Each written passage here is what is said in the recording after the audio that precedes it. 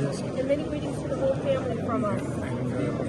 If possible, please find only for high level.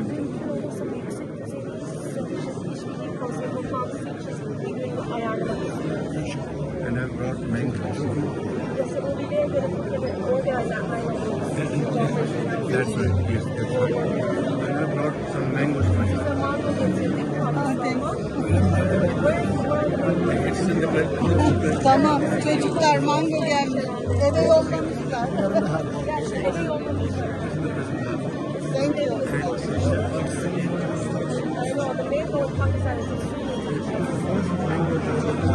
I will send in 10 days 200 bags.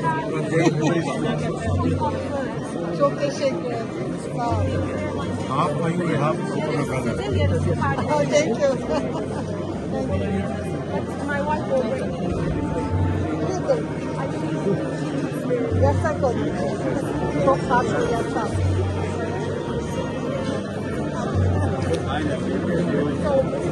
This time it's not very sweet. Okay.